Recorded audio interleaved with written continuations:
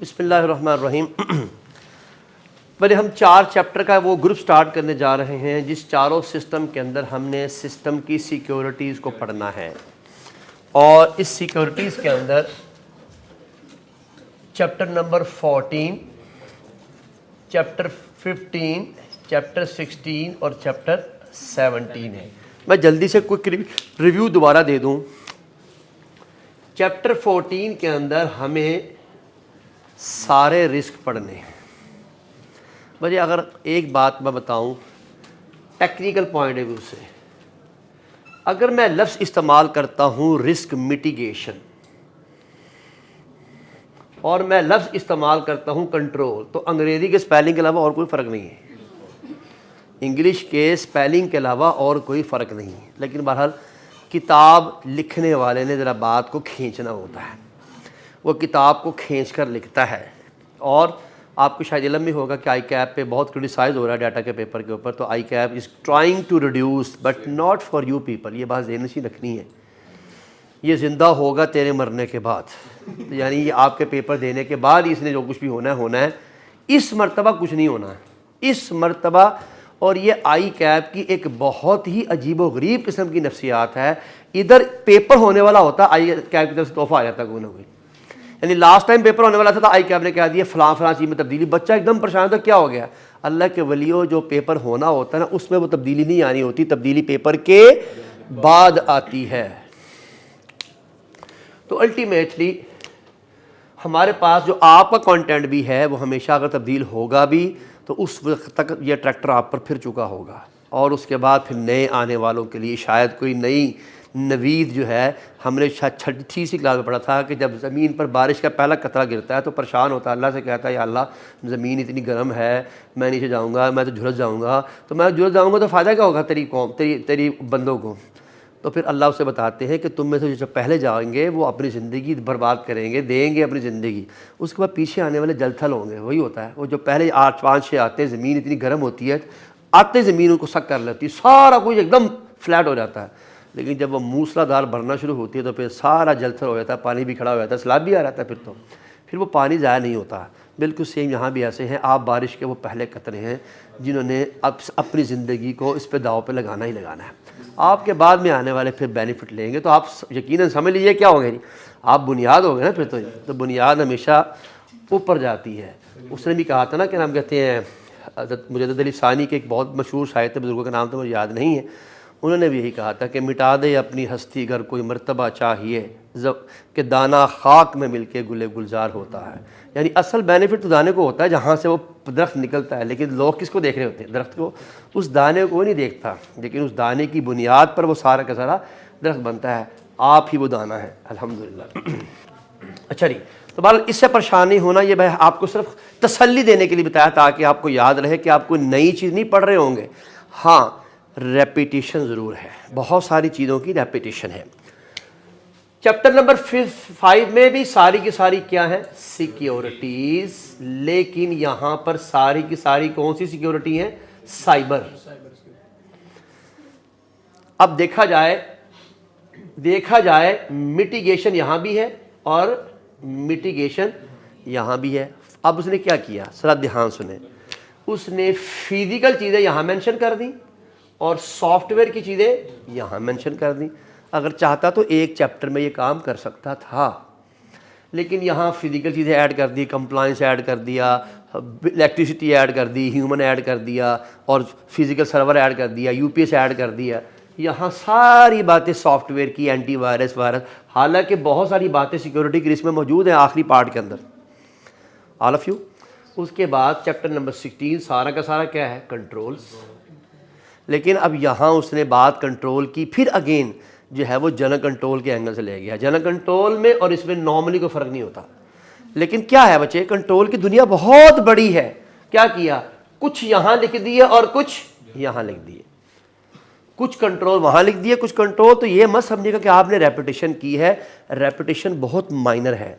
ज़्यादातर क्या है, यूँ समझ लीजिए 1, 2, 3, 4, 5, 6, 7, 8, 9, 10, 11, 12 ये कंट्रोल है। इतने से कंट्रोल 14 में लिख दिए, इतने से कंट्रोल 15 में लिख दिए, इतने से कंट्रोल 16 में लिख दिए, बस ये काम किया हुआ है। और रेपिटेशन यूँ हुई है, यूँ करके रेपिटेशन हुई। यानी कुछ चीज़ें आपस में ओवरलैप कर रही हैं, जो ओवरलैप है उसको माइनस कर लेंगे इंशाल्लाह।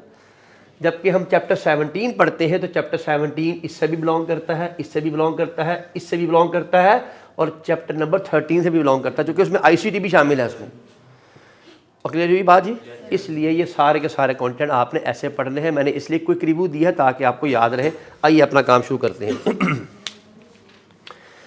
बिस्मिल्लाहिर्रहमानिर्रहीम। द फर्स्ट वन, भैया रिस्क क्या होता है? हमें मालूम है कि कोई भी चीज इंसान की सोच के ऐन मुताबिक ना हो और नुकसान दे दे, वो उसको रिस्क कहते हैं। Any uncertain thing which is not according to the plan of the human is called risk, and that might cause of reputation loss or legal loss or financial loss। ये बातें आपने पक्की याद रखनी है।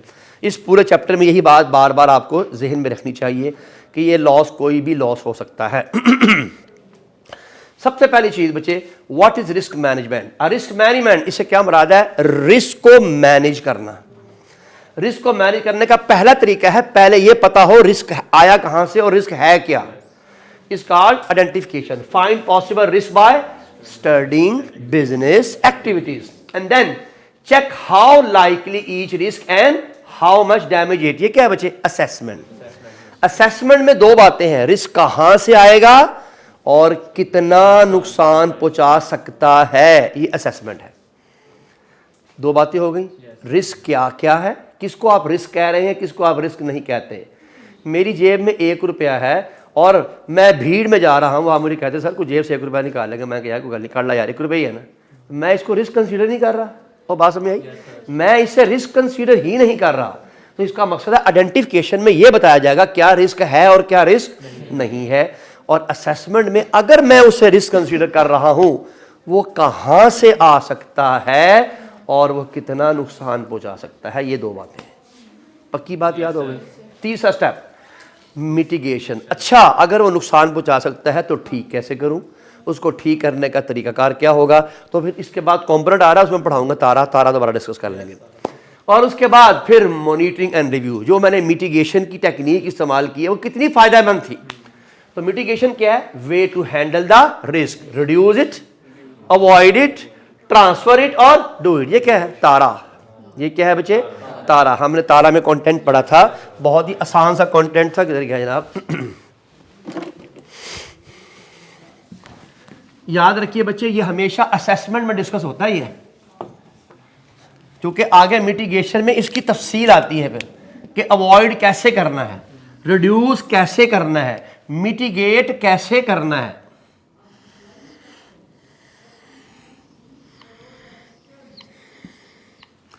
हमें मालूम है तारा में सबसे इंपॉर्टेंट चीज होती है रिस्क की पॉसिबिलिटी। क्या कहते हैं पॉसिबिलिटी को? प्रोबेबिलिटी। Very good. और दूसरी चीज क्या है? इंपैक्ट, कि वो आएगा तो नुकसान कितना पहुंचा सकता है। और तीसरा है आपका रिजल्ट या सॉल्यूशन। तो हमें मालूम है कि probability high, impact high, probability high, impact low, probability low, impact high, और इम्पैक्ट भी लो, प्रोबेबिलिटी भी लो। मैंने एक रूल याद कराया था कि जब जब प्रोबेबिलिटी हाई होगी कभी उस रिस्क को खुद मैनेज नहीं करना। याद है ये रूल? जब जब इम्पैक्ट हाई होगा कभी उसे खुद मैनेज नहीं करना। तो हमें मालूम है, इधर देखिए भाईजान, प्रोबेबिलिटी हाई है, इम्पैक्ट भी हाई है, क्या करना है? अवॉइड, यानी रिस्क लेना ही नहीं है। रिस्क लेना ही नहीं है। आप, मेरी जेब में 1 करोड़ रुपया है और आप मुझे कहते हैं अच्छा साहब कहां जा रहे हैं? मैंने कहा इन्वेस्ट करने जा रहा हूं। आपने कहा कहां? मैंने कहा प्रॉपर्टी में इन्वेस्ट करने जा रहा हूं। आप मुझे बताते हैं सर प्रॉपर्टी में आजकल हालात इतने खराब हैं, बजाय बढ़ने के आजकल रिवर्स गियर लगा हुआ है, बजाय नुकसान पहुंचाने के फायदा पहुंचाने के नुकसान हो जाएगा। अच्छा, तो मैंने कहा अच्छा इसके आने का चांस क्या कहता है? चांस क्या, असल हो ही रहा है। इसका मतलब है पॉसिबिलिटी भी हाई और इम्पैक्ट भी हाई। हमने कहा यार छोड़ दो, रहने देते, हम इन्वेस्ट करते ही नहीं। और डन होगी बात। ये है अवॉइड। दूसरा, प्रोबेबिलिटी तो हाई है लेकिन इम्पैक्ट, और मैंने कहा कोई बात नहीं, आने दो, उसका रिड्यूसिंग प्लान बना लेते हैं, इसको मैनेज करने का तरीका देख लेते हैं। क्योंकि प्रोबेबिलिटी क्या है? हाई, आने का चांस बहुत ज्यादा है। तो मैंने कहा इसको कर लेते हैं रिड्यूस, या इसको कर लेते हैं प्लान। तो लिखना रिड्यूस ही है, उसी को प्लान कहते हैं, क्योंकि फिर तारा बनेगा नहीं ना। ये ए है, ये आर है। तीसरा बचे, प्रोबेबिलिटी तो बहुत लो है, आ गया तो नुकसान बहुत ज्यादा होगा। तो हमने कहा ट्रांसफर कर दो, किसी और के सुपुर्दारी कर दो इसको, ट्रांसफर। मैंने कहा था इसको ट्रांसफर भी कहते हैं, शेयर भी कहते हैं। ये टी है हमारा, ये तारा की जो हमने बोले थे ना TARA, ये तारा इससे बनता है। और प्रोबेबिलिटी भी लो है, इम्पैक्ट भी लो। मैंने कहा आने दो, अब तो आना नहीं है। हाँ भाई क्या, तो कौन सा कोई मसली बात है। जैसे भाई भी मैंने आपको रुपए वाली एग्जांपल दी है कि 10 रुपये जेब में, मैंने कहा यार कोई निकाल ले 10 रुपये, क्या हो सकता है यार, कोई बात नहीं।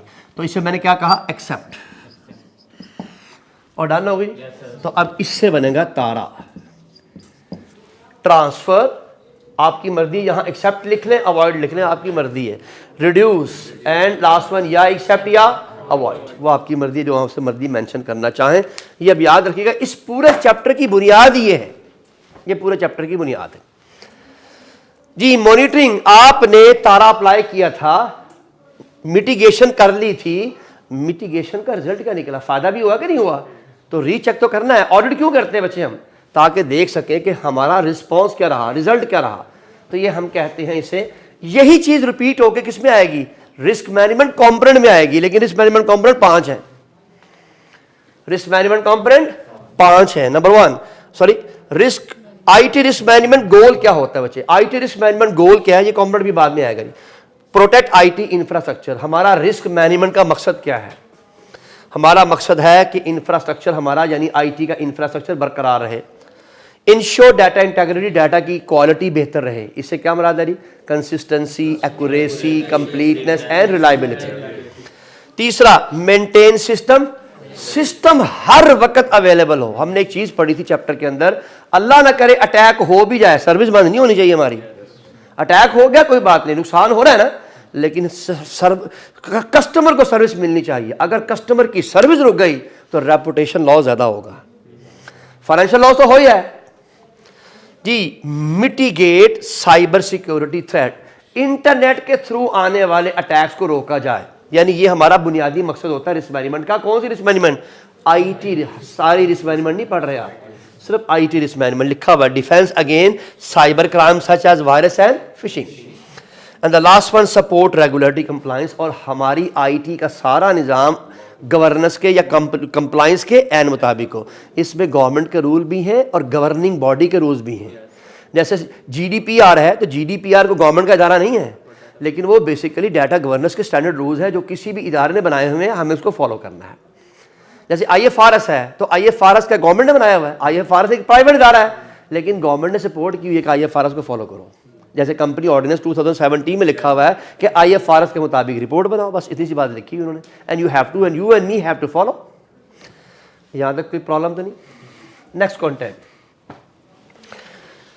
Strategic importance of IT risk management. बड़े इसकी स्ट्रेटेजिक इंपॉर्टेंस क्या है, बड़े हमें मालूम है कि चूंकि टॉप लेवल को पता है कि आज का सारा काम IT के थ्रू होता है, टॉप मैनेजमेंट को पता है आज की दुनिया में सारा काम किसके थ्रू होता है, IT के थ्रू होता है। तो जब सारा काम IT के थ्रू होता है तो फिर टॉप मैनेजमेंट को इन्वॉल्व होना पड़ेगा। लो लेवल मैनेजमेंट ये काम नहीं कर सकती। एग्जांपल लीजिए बच्चे, बैंकिंग का सारा निजाम कंप्यूटराइज है, बैंकिंग की पैसे का लेन देन, बैंकों के अंदर लोन का लेन देन, बैंकों की इंश्योरेंस, और बैंकों के अंदर आपके हत्ता के दूसरे इदारों के पैसे भी बैंक में जा रहे हैं। अब तो आप जो है पहले बैंक में जाके जमा कराते थे, सुई गैस का बिल, फलाना बिल, फलाना बिल, फलाना बिल, अब वो सारा ऑनलाइन जमा हो रहा है आप करिए। अब बताओ, जब बैंक आपके कस्टमर के पैसे और कस्टमर ऑर्गेनाइजेशनों के पैसे से खेल रहा है और खेल भी थ्रू IT रहा है, तो बताइए प्रोडक्शन ना हुई तो एक पॉइंट भी खुर्द-बुर्द हो गया तो लोगों का ट्रस्ट खत्म हो जाएगा। तो स्ट्रेटेजिक मैनेजमेंट को इन्वॉल्व होना पड़ा। ये बात समझ आई भाई। Look at this, supporting digital transformation, ताकि डिजिटल ट्रांसफॉर्मेशन को सपोर्ट की जा सके, न्यू टेक्नोलॉजी इस्तेमाल की जा सके, cloud, AI, blockchain, big data and stay secure, ताकि हर चीज सिक्योर रहे। Number 2, enabling business continuity. से क्या मुराद है, मैंने कहा था अभी थोड़ी देर पहले, थ्रेट आ भी जाए बिजनेस चलता रहना चाहिए, बिजनेस नहीं रुकना चाहिए। तो उसने कहा साइबर अटैक भी आ जाए, तो नेचुरल डिजास्टर भी आ जाए, लेकिन बिजनेस रनिंग चलती रहनी चाहिए। हमने चैप्टर नंबर 15 में एक बात पढ़ी थी कि आईटी का 14 में पढ़ा हुआ, आईटी के स्ट्रक्चर को एक जगह नहीं, एक से ज़्यादा जगह रखना चाहिए। बल्कि एक कॉन्फिडेंट ये भी पढ़ा था कि दूसरे मुल्कों में रखा रहे, जैसे क्लाउड कंप्यूटिंग है। अल्लाह न करे मेरे मुल्क में यहाँ फ्लड आ गया, यहाँ निज़ाम सारा दरहम बरहम है, तो मैं क्लाउड कंप्यूटिंग के थ्रू अपने सर्वर सिस्टम को चलाता रहूँ। डन होगी बात। नेक्स्ट वन, इनहेंस एजिलिटी, यानी नई से नई चीज़ें, एंड रिजाइलेंस, और ज़्यादा से ज़्यादा चीज़ों की प्रोटेक्शन। क्या कह रहा है बच्चे? Can adjust quickly to market change, यानी जो नई चीज़ें आई हैं उसको जल्दी से अडॉप्ट किया रहा है, ये एजिलिटी है। और उसके साथ साथ न्यू टेक्नोलॉजीज को जल्दी से मैनेज किया जाए ताकि हम अपने तमाम के तमाम काम according to the system perform कर सकें। The last one, driving competitive advantage. ये क्या था बच्चे? हम हमेशा अपने कंपैटिटर से अच्छी आईटी सर्विस देंगे तो लोग हमारी तरफ आएंगे ना। आपका मालूम है पाकिस्तान में सबसे पहले एटीएम कार्ड सिटी बैंक ने इंट्रोड्यूस कराया था सबसे पहले। और उस ज़माने में, जिस ज़माने में चूँकि सिटी बैंक तो बंद हो चुका पाकिस्तान में, सबसे ज़्यादा कस्टमर सिर्फ सिटी बैंक, जैसे आज पाकिस्तान में सबसे ज़्यादा कस्टमर है मीज़ान के पास, किसी ज़माने में सबसे ज़्यादा कस्टमर होता था सिटी बैंक के पास। सिटी बैंक के बाद ये सहूलत मिली, यानी ये वाला फ़ायदा हासिल हुआ यूबीएल को। यूबीएल ने अपना सबसे पहला online transferring of the account को ओपन किया था, इसलिए उनको बेनिफिट मिल गया। उसके बाद सिक्योरिटी में जितनी सहूलियात मीज़ान के पास है, किसी के पास इतनी अच्छी आईटी सिक्योरिटी नहीं है, इसी वजह से कस्टमर ज़्यादा मीज़ान बैंक की तरफ मूव करता है। तो हर एक के पास कोई ना कोई कंपैटिटिव एडवांटेज है आईटी के रेफरेंस से। कोई एटीएम का माहिर है, कोई ऑनलाइन ट्रांसफरिंग में सबसे पहले आ गया था मार्केट में, और कोई सिक्योरिटी में बहुत आगे है। तो हर एक की वजह से हर एक को अपनी अपनी एक एबिलिटी हासिल है, और टॉप मैनेजमेंट क्या चाहती है कि उसको कंपैटिटिव एडवांटेज मिले ओवर द राइवल्स। ये एक कंटेंट कंप्लीट हो गया। इस कंटेंट को कहते हैं अंडरस्टैंडिंग रिस्क। ये अंडरस्टैंडिंग रिस्क के 3 पॉइंट थे, 1, 2 एंड 3। अब चलते हैं बच्चे कंपोनेंट की तरफ। What are the key components? मेरे की कंपोनेंट्स को दोबारा उसने वही आइडेंटिफाई किया है, इसलिए हम दोबारा इस पर ज़्यादा मेहनत नहीं करेंगे, लेकिन आपको मेहनत करनी पड़ेगी क्योंकि इसके सब पार्ट भी लिखे हैं किताब में कि रिस्क आइडेंटिफिकेशन किस किस तरह से होती है, रिस्क की असेसमेंट किस किस तरह से होती है, रिस्क की मिटिगेशन किस किस तरह से होती है, और इंसिडेंट रिस्पॉन्स से क्या मुराद है बच्चे? जैसे ही प्रॉब्लम आए उसी वक्त ही उसको रिस्पॉन्स मिलना चाहिए। लेकिन बच्चे रिस्पॉन्स किसके मुताबिक होगा? इसके मुताबिक नहीं बच्चे, असेसमेंट के मुताबिक कि वो कितना बड़ा रिस्क है। अगर छोटा रिस्क है तो फिर आराम से भी काम हो सकता है, शाम की रिपोर्ट में भी एंटर हो सकता है। अगर रिस्क बहुत बड़ा है, बहुत बड़ी प्रॉब्लम है, इम्पैक्ट बहुत बड़ा है, तो फिर भाई उसी वक्त ही बताना पड़ेगा, वरना डिले हो जाने की वजह से बहुत ज़्यादा नुकसान होने का अंदेशा है। एंड स्कोप ऑफ आईटी, यानी आईटी को कहां कहां अप्लाई किया जाता है, यानी एरिया ऑफ रिस्क या एप्लीकेशन ऑफ द रिस्क क्या क्या हो सकते हैं। नेक्स्ट वन बच्चे, अब ये कंटेंट बहुत ही अहम है एग्जाम पॉइंट ऑफ व्यू से। इसको मैंने डिटेल से क्यों एक्सप्लेन किया, क्योंकि अल्टीमेटली आपने अभी पढ़ लिया है रिस्क की अंडरस्टैंडिंग के अंदर, लेकिन ये पॉइंट बहुत अहम है, मिटिगेशन। इसमें 6 पॉइंट हैं, 6 तरीके से मिटिगेशन होती है। पहली मिटिगेशन, मैंने सारे कंटेंट लिखे हुए हैं। फिजिकल रिस्क, फिजिकल रिस्क कहाँ कहाँ से आता है? अल्लाह ताला की तरफ से कुदरती आफात, बारिशें हो जाए, फ्लड आ जाए, आसमानी बिजली गिर जाए, अर्थक्वेक आ जाए। नंबर 2, थेफ्ट एंड वेंडलिज्म, कोई आपके डाटा को, चीज़ों को फिजिकली चोरी कर ले। ऊपर क्या लिखा हुआ है? फिजिकल। सॉफ्टवेयर का जिक्र नहीं आना यहाँ पर, फिजिकल चीज़ों को उठाना। ये मेरी जेब में ये देखिए छोटा सा डिवाइस है, इस डिवाइस को यहाँ रखा हो, उठा के ले जाए तो कंपनी को एकदम 7-8 हज़ार रुपये का, बल्कि कितने का जी? 72,000 की, 72,000 का लॉस है। ये इतनी सी है। इस वक्त मेरा quote 72,000 plus quote plus price. आइए, हार्डवेयर फेलियर, और हार्डवेयर का जो फेलियर है अल्टीमेटली अगर सिस्टम चलते चलते बंद हो जाए, बिजली ना आने की वजह से, हार्डवेयर ख़राब हो जाने की वजह से, हार्ड डिस्क ख़राब हो जाने की वजह से, what ever the thing is, and the last one power outage, बिजली ना आने की वजह से। औखा तो नहीं कुछ है, वेरी सिंपल सोल्यूशन। क्या करो भाई? Disaster recovery and business continuity plan. क्या करना भाई? बैकअप। हमें याद है बैकअप बना कर रखा हो, जैसे ही, कैसे बैकअप? सर्वर खराब हुआ, दूसरा सर्वर, हार्ड डिस्क खराब हुई, दूसरी हार्ड डिस्क, सॉफ्टवेयर खराब हुआ, दूसरा सॉफ्टवेयर, डाटा जाया हुआ, बैकअप से दूसरा डाटा दोबारा वापस कॉपी कर लें। Is it right? This is called disaster recovery. Next, physical security, बाकायदा कोई बायोमेट्रिक आने और जाने वाले के लिए, तो क्या बच्चे हो सकता है आईटी सिस्टम में कोई ऐसा अनऑथराइज पर्सन आ जाए जो नुकसान पहुंचा सकता हो, आप बायोमेट्रिक लगा दें, सिर्फ वही बंदे के लिए दरवाजा खोलेगा जो ऑथराइज पर्सन होगा। ये चैप्टर नंबर 2 से उठा रहा है, रोल बेस जी। तो कह रहा है जी बायोमेट्रिक लॉक लगा लें, सीसीटीवी लगा दें, कोई कैमरे शैमरे लगा लें ताकि आप बंदों को मॉनिटर कर सकें। ये फिजिकल सिक्योरिटी के लिए है। सॉफ्टवेयर सिक्योरिटी के लिए एआई के अलावा कोई सोल्यूशन नहीं है। Next one, hardware redundancy and maintenance, द्वारा वहीं आ गया कि जानी ज्यादा से ज्यादा बैकअप बना के रखे, लिखा हुआ जी backup of hardware and backup of software. Next one, power backup solution क्या करना है, यूपीएस इस्तेमाल कर लें, जनरेटर इस्तेमाल कर लें, और औखा तो नहीं कुछ है, जल्दी से डिवाइस लिए कर रहा हूं जो कि सब बातें आसान है, याद करना मुश्किल है, पढ़ना मुश्किल नहीं है इसको।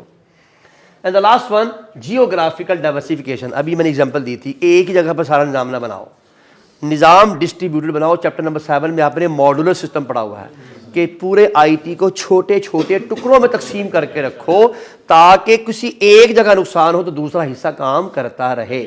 याद रखिए, क्लाउड कंप्यूटिंग इसकी सबसे बड़ी मिसाल है जियोग्राफिकल डाइवर्सिफिकेशन की, कि आपने अपना निजाम भी बना कर रखा हुआ है और आप साथ में वही निजाम क्लाउड पे भी चल रहा है। आपका सिस्टम बंद होगा, क्लाउड पे सिस्टम चलना शुरू हो जाएगा।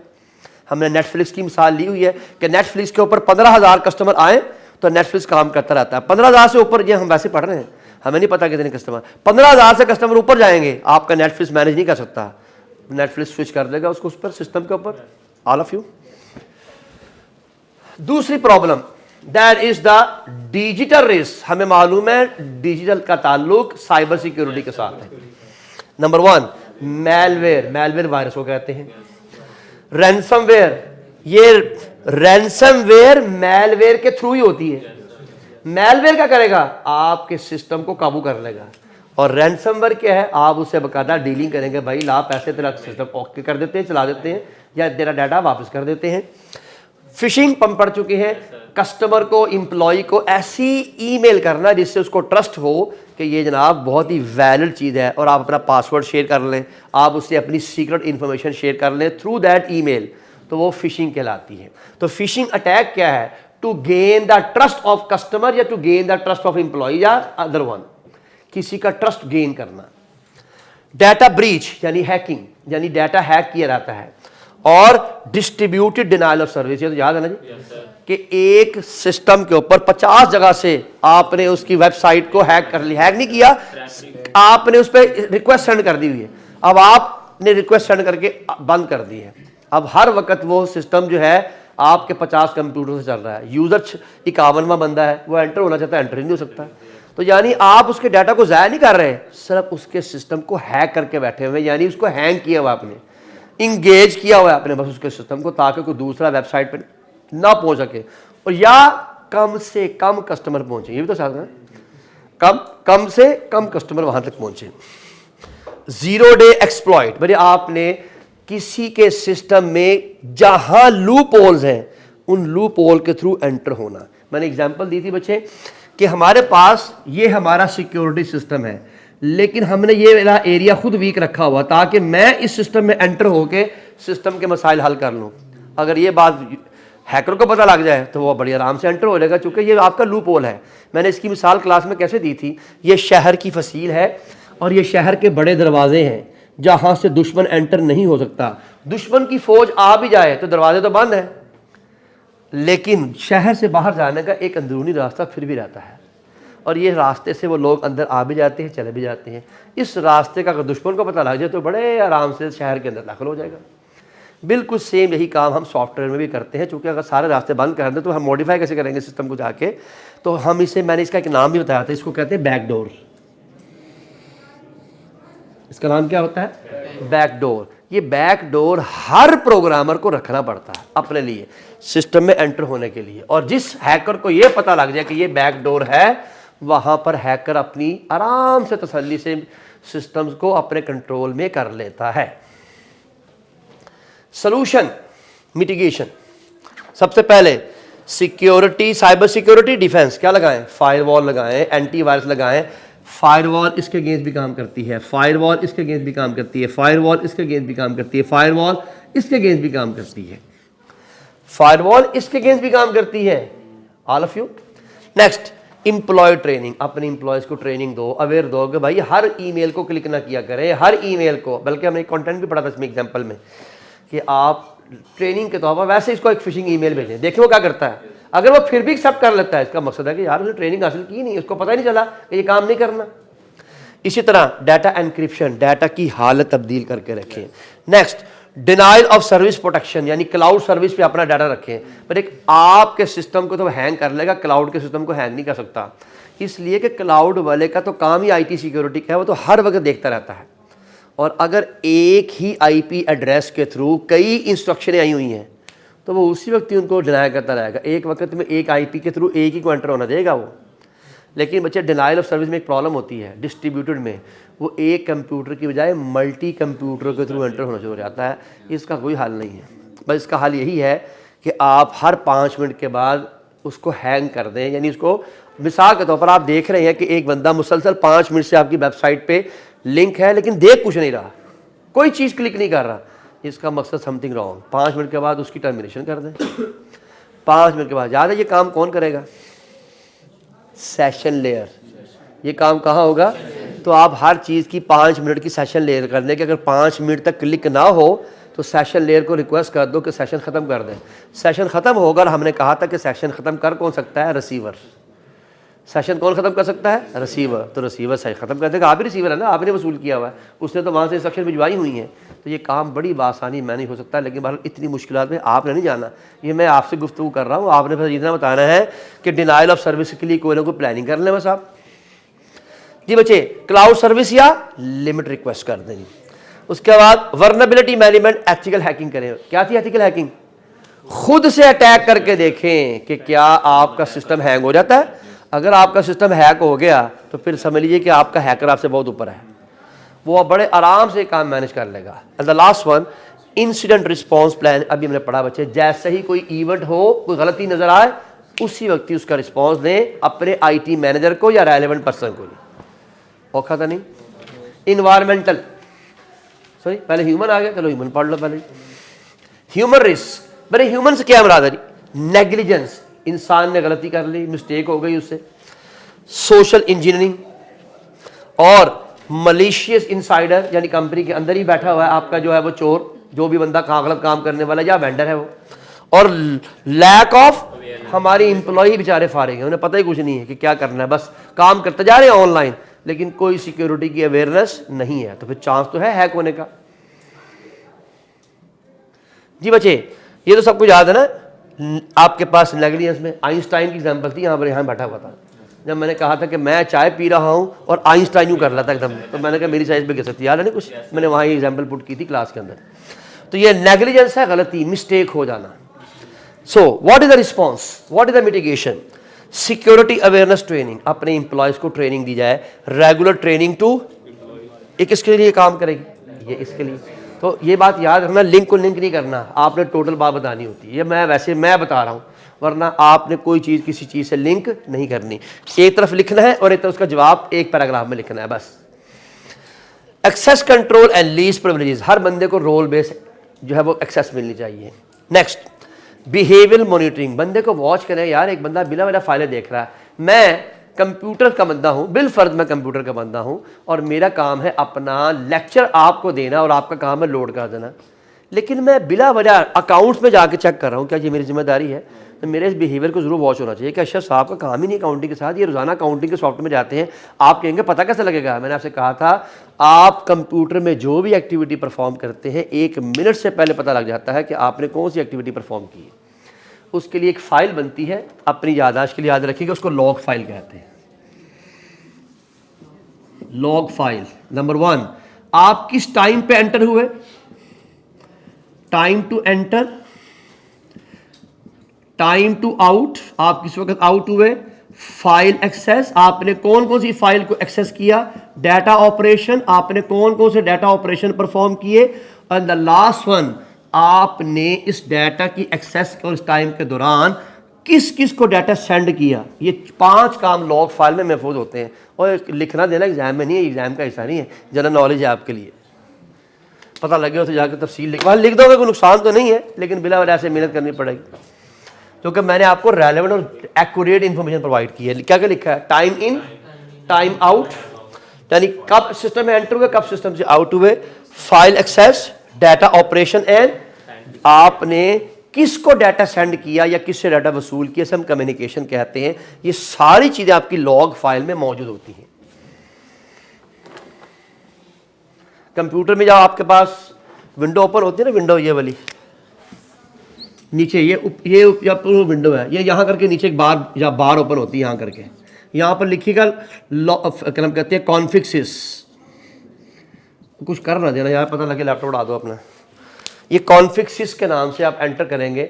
जब आप एंटर करेंगे तो आपके सामने कंप्यूटर के बहुत सारी चीज़ें आएंगी, स्टोरेज का डाटा, प्रोसेसर का data.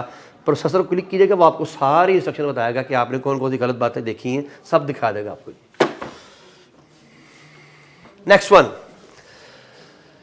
Behaviour monitoring, watch employ activity, policies and procedure. अपनी कंपनी डाटा हैंडलिंग के और इंसिडेंट रिस्पॉन्स की प्लानिंग करके रखें।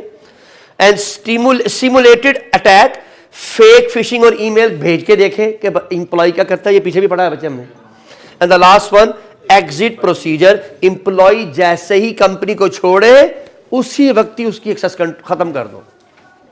जैसे ही इंप्लॉय कंपनी को छोड़े उसकी एक्सेस उसी दिन ही खत्म कर दो। इन्वायरमेंटल रिस्क, मेरे इन्वायरमेंटल रिस्क क्या है बच्चे? हमारे पास इन्वायरमेंट, इसका ताल्लुक फिजिकल के साथ भी आएगा। नंबर वन, पावर आउटेज, ये फिजिकल में भी पढ़ा था। क्लाइमेट चेंज इंपैक्ट, इसका ताल्लुक भी फिजिकल के साथ था। उसके अलावा ये नहीं चीजें आपके पास, पॉलिटिकल इंस्टेबिलिटी, मुल्क के अंदर हालात और वाकया ठीक नहीं है। और पेंडेमिक और हेल्थ क्राइसिस, यानी मुल्क में हेल्थ के हालात ठीक नहीं है। क्या करें? पावर रिजाइलेंस, ये भी आपने पढ़ा है। अब देखिए नाम तब्दील हुआ, कहानी वही है। यूपीएस इस्तेमाल करें, जनरेटर इस्तेमाल करें, किसका सोल्यूशन निकलेगा? इसका नहीं। क्लाइमेट अडेप्शन, यानी आप क्लाइमेट की मालूमात पहले से हासिल कर लें। हमें मालूम है कि वेदर की फोरकास्टिंग बड़े आराम से हो जाती है, तो हमारे पास एनर्जी एफिशिएंसी कूलिंग, यानी या तो सिस्टम को वहां रखें जहां गर्मी ज़्यादा हो जाए, और या फिर सिस्टम को किसी उसकी मालूमात पहले से हासिल कर लें। Next one, Jio political risk planning, supplier in the different country. ये भी मैंने थोड़ी देर पहले वहां खड़े होकर एग्जांपल दी थी कि क्लाउड कंप्यूटिंग इसकी सबसे बड़ी मिसाल है कि सिस्टम को किसी एक जगह पर मेंटेन ना करें या दूसरे मुल्कों में भी उसकी रिक्वायरमेंट साथ मेंटेन रखें। Remote work security, working from home, यानी आपके पास सिस्टम घर से हो, अगर आपके बंदे घर से काम कर रहे हैं तो उनको आपका कंपनी का वीपीएन मिलना चाहिए ताकि वो कंपनी के डाटा को सिक्योर और तेजी के साथ आप तक पहुंचा सके, क्योंकि हमें मालूम है कि वीपीएन के थ्रू डाटा कभी भी हैक नहीं होता। And the business continuity plan, आपने कोई प्लानिंग करके रखनी है कि अगर सिस्टम में कभी प्रॉब्लम आ जाए तो डाटा बैकअप कहां रखना है और उसको रिकवर कैसे करना है। What is third party? बोले थर्ड पार्टी कहते हैं कि आपके वो लोग जो आपको बाहर से सर्विसेज दे रहे हैं, मिसाल के तौर पर वेंडर, उसकी वीक सिक्योरिटी है। क्लाउड मिसकॉन्फ़िगरेशन, यानी आपको क्लाउड वाले ने कहा था जनाब ये कॉन्फ़िगरेशन है, ये पब्लिक की कॉन्फ़िगरेशन है और ये प्राइवेट की कॉन्फ़िगरेशन है, आप इस डाटा को पब्लिक कर लें, इस डाटा को प्राइवेट कर लें। आप हाइब्रिड इस्तेमाल कर रहे हैं। अनफॉर्चुनेटली आपने प्राइवेट डाटा को पब्लिक की कॉन्फ़िगरेशन दे दी उसको, तो अब क्या होगा? अब डाटा पब्लिक हो गया, हर कोई देख लेगा उस डाटा को। तो ये गलती आपकी है, प्रोवाइडर की नहीं है। लेकिन प्रोवाइडर का सॉफ्टवेयर आपको समझ नहीं आया, तो कॉन्फ़िगरेशन आपने करनी होती है। और अगर आपने कॉन्फ़िगरेशन दे ही उसी को है और वो गलत कॉन्फ़िगरेशन कर दे, तब भी प्रॉब्लम यही है। तो याद कॉन्फ़िगरेशन ही की रहेगी, आप करें या कोई और करे। Third one, supply chain attack, यानी आपके सप्लायर से लेकर कस्टमर के दरमियान में किसी भी इदारे पर अटैक करके आपका डाटा चोरी किया जा सकता है। और उसके अलावा रेगुलरिटी नॉन कंप्लायंस, यानी आपका इदारा गवर्नमेंट की कामों के मुताबिक काम नहीं कर रहा। और तीसरा बचे सर्विस इंटरप्शन, आपका काम चलते चलते रुक गया, सर्वर बंद हो गया है, बिजली चली गई है, कोई आपका सॉफ्टवेयर काम नहीं कर रहा, हैंग हो गया है, ये इंटरप्शन कहलाती है। सोल्यूशन, वेंडर रिस्क असेसमेंट, पहले रिस्क वेंडर को देख लो कि वेंडर कितना सही है, उसकी जो क्लियर सिक्योरिटी रिक्वायरमेंट है उसको बताओ और कॉन्ट्रैक्ट में लिखो और देखो कि कॉन्ट्रैक्ट के मुताबिक वो उसके मुताबिक फॉलो कर रहा है कि नहीं कर रहा। अगला काम, कॉन्टिन्यूस मॉनिटरिंग, मॉनिटर करें कि जो प्लान के मुताबिक सिक्योरिटी दी थी वो दे भी रहा है कि नहीं दे रहा। Third one, cloud security best practice, जो क्लाउड की सिक्योरिटी है पहले उसको सीख लें और सीखने के बाद जो बेहतर है वो अप्लाई करें। Apply chain security, secure all level of the supply chain, पूरी सप्लाई चेन में अपने अलावा दूसरे सिस्टम जो आपसे लिंक हैं उनको भी बताएं, क्योंकि बच्चे ईआरपी जो सिस्टम आप इस्तेमाल करते हैं उस ईआरपी की वजह से प्रॉब्लम आती है। कॉन्ट्रेक्चुअल सेफगार्ड, यानी आपके जो कॉन्ट्रैक्टर है उसके साथ जो भी आपका कॉन्ट्रैक्ट हो बहुत क्लियर हो, बड़ा वाज़ेह लिखा हो। मेरे ये क्यों? ये कंप्लाइंस से बचने के लिए होता है।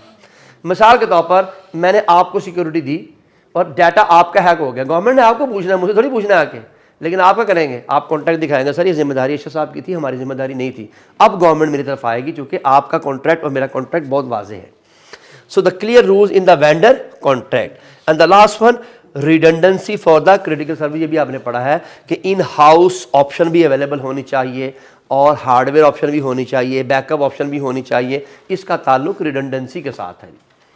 नेक्स्ट वन, आपके पास कंप्लाइंसेस के लिहाज से हमने रेगुलरिटी को देखना है। यहां पर हमने इंटरनेशनल, पाकिस्तान और उसके साथ साथ उसकी मिटिगेशन टेक्निक्स को देखना है। नंबर 1, की regularity framework in Pakistan. Pakistan में स्टेट बैंक ऑफ पाकिस्तान काम करता है, वो आपसे कहता है कि आप बैंक की सिक्योरिटी सिस्टम को सही तरीके से मैनेज करें।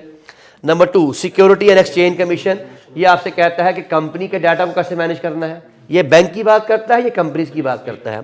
तीसरा, prevention of the electronic crime act पीका 2016, हर ऑनलाइन बिजनेस के लिए रूल है। ये हर ऑनलाइन बिजनेस के लिए पाकिस्तान में लिखा हुआ है, government investigate and punish cyber crime. तीसरा, cyber security policy of Pakistan, cyber security की पॉलिसीज बताई जाती हैं कि आपने साइबर सिक्योरिटी पे कौन सी पॉलिसियां लगानी है, और इस पॉलिसी का नाम नहीं लिखा हुआ। ठीक है जी, कोई बात नहीं। Protect the countries important digital system and information. And the last one, electronic transaction ordinance 2002, give legal status to digital record online contract.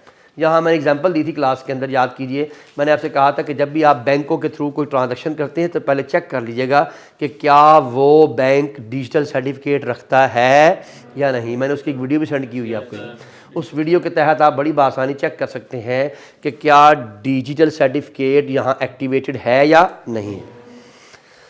Next one, international bodies. वैसे सबसे पहले financial action task force, FATF, ये क्या करता है बच्चे? ये 3 बातों का ख्याल रखता है, 3 बातों का। नंबर 1, आपके मुल्क का पैसा जो फाइनेंशियल इंस्टीट्यूशन है ये कहीं मिस यूज तो नहीं कर रहे, इलीगल यूज तो नहीं कर रहे।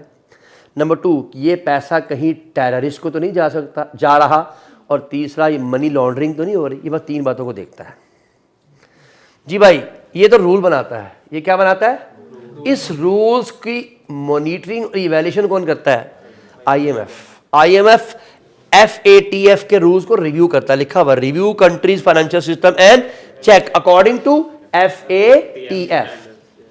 और आखिर में है FATF की लिस्टिंग है, green list, blue list, grey list and black list. Pakistan grey list में है, यानी ब्लैक से बिल्कुल एक स्टेप ऊपर। तो ये ग्रीन लिस्ट क्या कह रही है, इस ग्रे लिस्ट क्या कह रही है कि पाकिस्तान कुछ पैसे टेररिस्ट को दे रहा है, पाकिस्तान कुछ पैसे जो है वो मनी लॉन्ड्रिंग में इस्तेमाल कर रहा है और पैसे का इलीगल इस्तेमाल भी कर रहा है। इलीगल से मुराद है मुल्क के हुक्मरान इस्तेमाल कर रहे हैं, ये बात उनको पता है। तो ये सारे के सारे कंटेंट यहाँ लिखे हुए हैं। मिटिगेशन, इसको मिटिगेट कैसे किया जाए? टेक रेगुलरली टेक्नोलॉजी, आपकी रजिस्टर्ड टेक्नोलॉजी या रेगुलेटरी टेक्नोलॉजी इस्तेमाल की जाए जो कि बाकायदा तौर पर उस मकासद के लिए इस्तेमाल होती है जो मुख्तलिफ अथॉरिटीज़ ने बताई हुई है जी। Use AI to track regularity change and update policy. Number 2, AML and CFT system. ये क्या है बच्चे? Anti monetary laundering and countering the financing of terrorism. Use machine learning to detect specious transaction, यानी जो कि AI के बने बनाए रूल्स हैं जो पूरी दुनिया के लिए बताए गए हैं, जो बैंकों को दिए गए हैं, और वो बैंक उसको इस्तेमाल करेगा। जैसे कि वो कंटेंट हमने ऊपर पढ़ा है, वो कंटेंट इन्होंने दिया होगा स्टेट बैंक ऑफ पाकिस्तान ने, और स्टेट बैंक ऑफ पाकिस्तान को किसने दिया होगा? FATF ने दिया होगा, ताकि वो उसके मुताबिक उसको अप्लाई कर सके। The last one, digital forensic and cyber security tool stop cyber threat in advance, यानी काम होने से पहले चीज़ों के बारे में सोचें, ना के बाद में। And the last one blockchain इस्तेमाल कीजिए। ब्लॉकचेन तो आपको सब याद है, मैं दोबारा रिवाइज कर देता हूँ। ब्लॉकचेन में सिक्योरिटी हाई होती है, ब्लॉकचेन डिसेंट्रलाइज होता है, ब्लॉकचेन के अंदर डाटा कभी मॉडिफाई नहीं हो सकता, उसमें इम्यूटेबिलिटी होती है, और ब्लॉकचेन में ओपननेस होती है, ट्रांसपेरेंसी, यानी हर एक का डाटा हर एक के पास होता है और डिस्ट्रीब्यूटेड होता है, हर एक जगह से उसकी एविडेंस मिल सकती है, किसी एक जगह उसकी एविडेंस नहीं होती। डन होगी बाजी। The last content that is the role of IT security. मेरे रोल ऑफ आईटी सिक्योरिटी से क्या मुराद है कि आईटी की सिक्योरिटी का बिजनेस के साथ क्या रोल है। Number one, the IT security is all about keeping computer system, network, data safe from hacker, unauthorised use and the system failure. Number one, 4.1, the 4.1 is the foundation IT security measures. Number one, access control. बड़े access control के यहां 6 point हैं। पहला point, role base, हमने अभी पढ़ा है, हर बंदे के रोल के मुताबिक। किसके मुताबिक? मैं कंपनी का टॉप मैनेजमेंट का आदमी हूं तो मेरा रोल टॉप मैनेजमेंट का है। ये चैप्टर नंबर 3 में हमने पढ़ा था, top management, middle management and low management या operational management. Attribute base, attribute base होता है सिचुएशन के हालात के मुताबिक, आपको हालात और वाकयात के मुताबिक या काम के मुताबिक कंट्रोल दिया जाता है। बच्चे फॉर फर्ज मैंने एग्जांपल दी थी बच्चे कि मैं इदारे में काम तो टीचिंग का करता हूं, लेकिन इदारे में अचानक मुझे कोई ऐसी जिम्मेदारी दे दी जाती है जो मैं पहले परफॉर्म नहीं करता, तो अब मुझे मेरे रोल के मुताबिक एक्सेस नहीं दी जाएगी, उस काम के मुताबिक एक्सेस दी जाएगी। और बात समझ में आई? मैं कभी भी लेक्चर अपलोड नहीं करता तो लेक्चर अपलोडिंग का पासवर्ड मेरे पास नहीं है, मैं जो मुझे जोर लगा लूँ मेरे पास लेक्चर अवेलेबल नहीं होते। लेक्चर यहीं से रिकॉर्ड होते हैं, यहीं से चले जाते हैं सीधा आईटी डिपार्टमेंट के पास, वो अपलोड करते हैं, इसका एक्सेस मेरे पास नहीं। हालांकि लेक्चर किसका है? लेक्चर तो मेरा है, लेकिन मुझे रिकॉर्ड करने की इजाज़त नहीं है, अपलोड करने की इजाज़त नहीं है। लेकिन मैनेजमेंट कहती है सर हमारा बंदा नहीं आया या हमारा लेक्चर ही अपलोड कर दें, तो मुझे एक्सेस देंगे तो करूँगा ना। तो ये कौन सी एक्सेस कहलाएगी? Attribute base. दूसरा बचे, least privileges principle, get the minimum access, यानी हर बंदे को जितनी कोशिश करें कम से कम एक्सेस दे जिससे उसका काम पूरा हो जाए। अगला काम बहुत इंपॉर्टेंट है, मल्टी फैक्टर ऑथेंटिकेशन। हम दर्जनों दफा पढ़ चुके हैं कि एक से ज्यादा दफा मतलब उसकी रीचेकिंग की जाए बंदे की पासवर्ड के थ्रू, फलाना फलाना फलाना।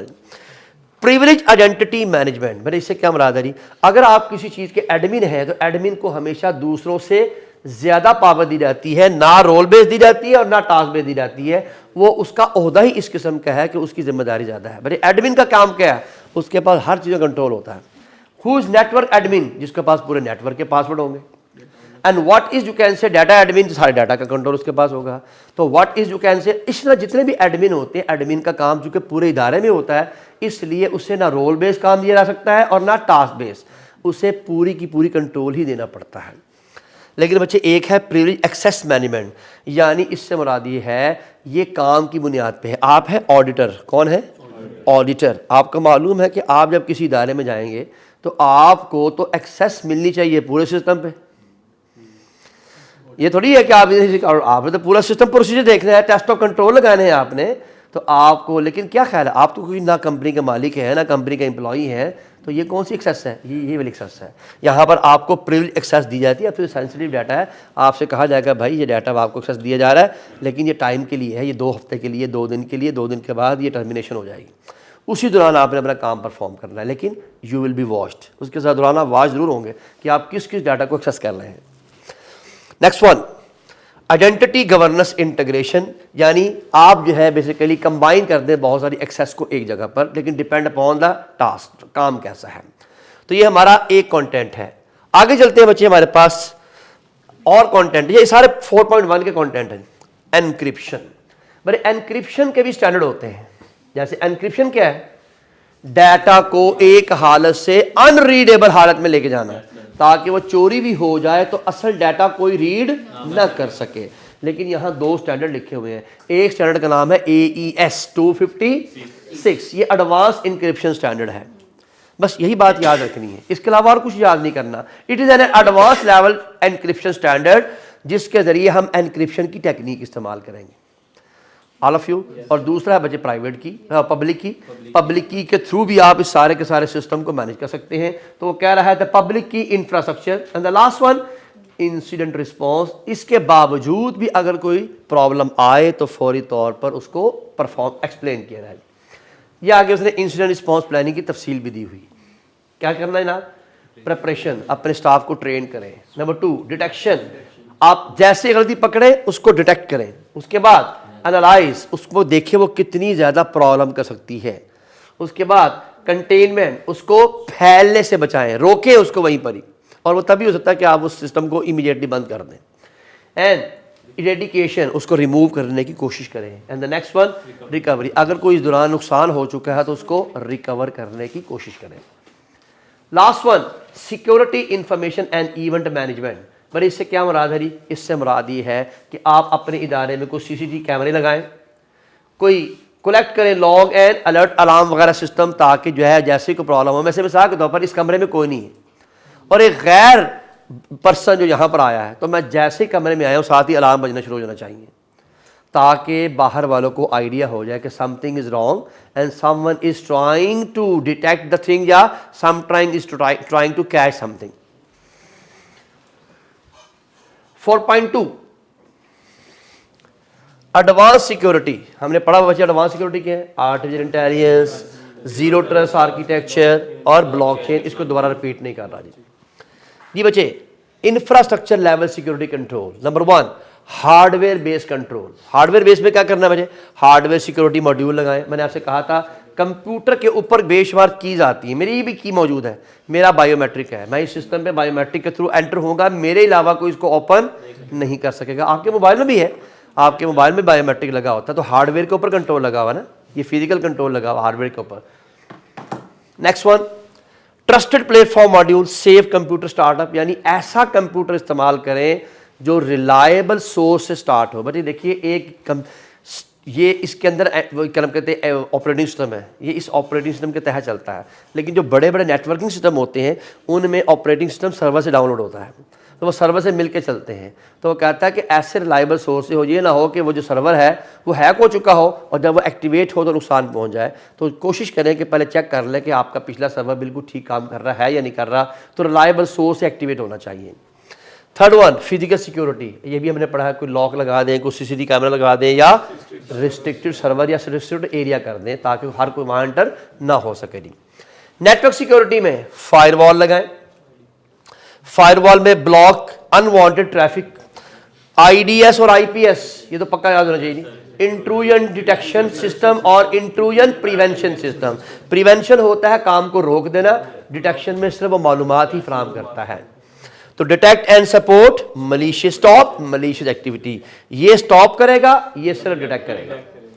वीपीएन अभी हमने पढ़ा बच्चे सिक्योर इंटरनेट कनेक्शन, आपका डाटा सिक्योरली ट्रांसफर होगा फ्रॉम वन प्लेस टू। अब देखिए डुप्लीकेशन आ रही है ना बार बार, लेकिन मैंने कहा था ये डुप्लीकेशन नहीं है, कुछ चीज़ें एक ही जगह पर उसी की हेडिंग के नीचे भी आनी है, किसी और जगह हेडिंग के नीचे भी आनी है। एंड पॉइंट सिक्योरिटी, बड़े एंड पॉइंट क्या है? ये एंड पॉइंट अभी सिक्योरिटी नेटवर्क पर लगी हुई थी, अब सिक्योरिटी इस कंप्यूटर पर लगी हुई है, ये एंड पॉइंट है। मैंने इसमें एंटीवायरस इंस्टॉल किया हुआ है, ये लिखा हुआ है एंटीवायरस या anti malware use antivirus software. And point detection and response, detect threat in a real time physically. Physical कैसे होगा बच्चे? आपके हाथ में यूएसबी है, आपने कहा सर मैं यूएसबी में कोई डाटा यहाँ से आपको कॉपी कर दूँ, मैं कहा नहीं भाई, मेरे सिस्टम में यूएसबी लगाने की इजाज़त नहीं है। फिजिकली आप उस बंदे को एंड पॉइंट पर रोक सकते हैं।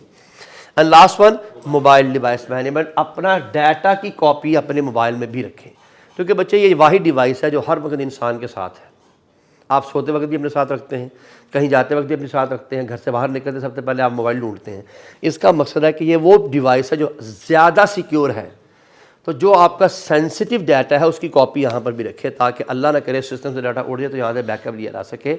ये है बेसिकली एक और point. Now the last one, second last one is policies and the governance control, जिसमें बच्चे security policy and the framework है, आपने पढ़े हुए हैं। The password policy, the data protection policy, ISO का 2001 याद है, एससीसी वाला, और COBIT. And the audit and compliance के अंदर आपका फॉलो लॉ एंड स्टैंडर्ड, जिसमें डाटा के गवर्नेंस रूल्स हैं, आपके पास GDPR and HIPAA, all of you. And the last content that is emerging security, sorry emerging नहीं, इंटीग्रेटिंग सिक्योरिटी। सिक्योर एसडीएलसी मैंने बताया था, सिस्टम डेवलपमेंट लाइफ साइकिल है, यानी ये सॉफ्टवेयर डेवलपमेंट की स्टेजेस हैं, तो ये कहीं भी इस्तेमाल हो सकती हैं, मैनुअल भी, सॉफ्टवेयर पे भी। तो यहाँ आईटी की सिक्योरिटी को लगाने के लिए भी इसकी स्टेजेस इस्तेमाल की जा सकती हैं। ये लिखा हुआ है stages of the software development. तो ये सॉफ्टवेयर डेवलपमेंट की स्टेजेस है, लेकिन ये डेवलपमेंट जो आपका जो इंटीग्रेटेड सिस्टम जो आप बना रहे हैं वायरस एंटीवायरस, वो भी तो सॉफ्टवेयर ही है ना। तो वो कहता है इसकी डेवलपमेंट के लिए भी आप इसको इस्तेमाल कर सकते हैं। Number 2, device security option, security into continuous development के तौर पर, यानी आप मुसलसल डेवलपमेंट करते रहें। And the last one, cloud security poster management, cloud की सही तरीके से कॉन्फ़िगरेशन करें, गलत तरीके से कॉन्फ़िगरेशन ना करें। तो दिस वाज चैप्टर नंबर 14। कल आपका टेस्ट होगा चैप्टर नंबर 14 से।